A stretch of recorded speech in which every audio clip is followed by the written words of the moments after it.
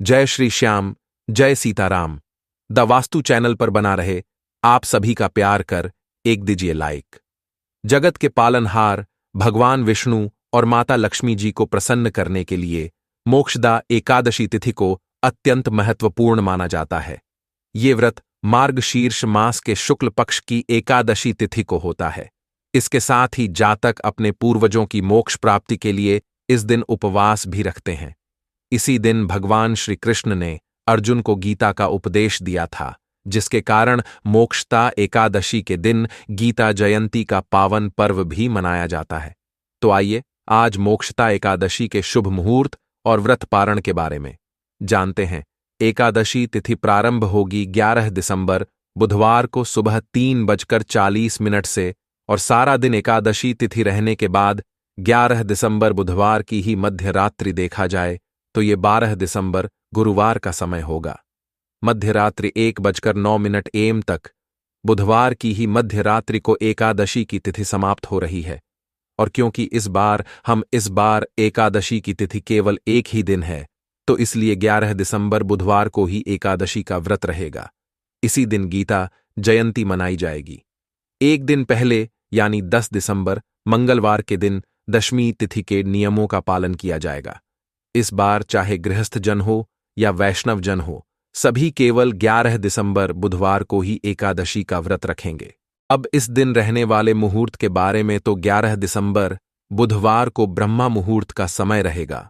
सुबह 5:26 से 6:14 तक।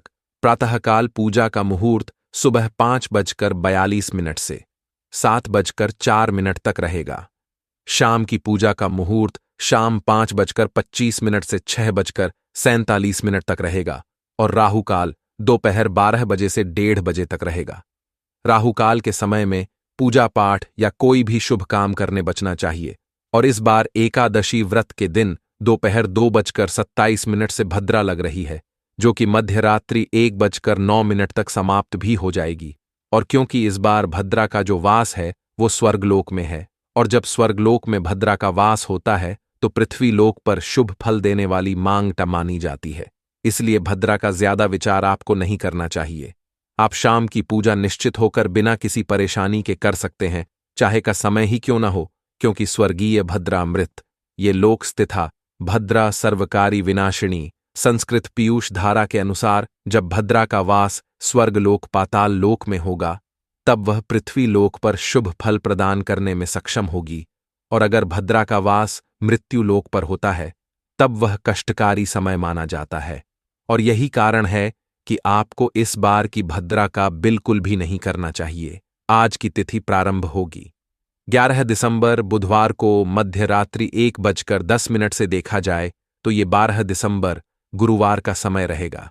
रात 12 बजे के बाद से तिथि बदल जाती है, इसलिए आप बिल्कुल भी कंफ्यूज मत होइएगा समय के बारे में। और द्वादशी तिथि लगते ही हरिवासन का समय भी शुरू हो जाएगा। द्वादशी तिथि समाप्त होगी 12 दिसंबर गुरुवार को रात सुबह 7:03 पर। सूर्यास्त शाम 5:38 पर होगा।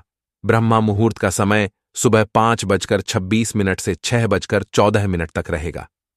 इस दिन दोपहर 3:22 तक पर एक योग रहने वाला है, जो कि शुभ मुहूर्त नहीं होता है। आपको ध्यान रखना है, अगर आप घर बनाने से संबंधित या कोई भी नया शुभ काम करना चाहते हैं तो आप परिग योग में ऐसा काम बिल्कुल भी ना करें। उस काम में परेशानी आ सकती है।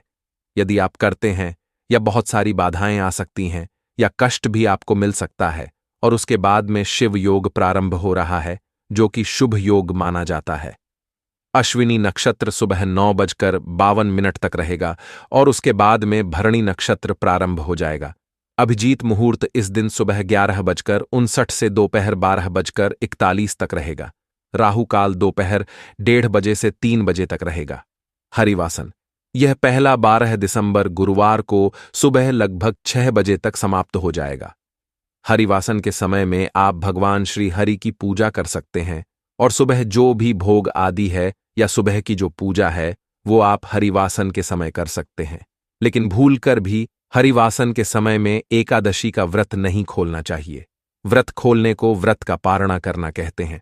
इस बार एकादशी का व्रत 12 दिसंबर गुरुवार को सुबह 7:04 से 9:09 के बीच में खोला जाएगा।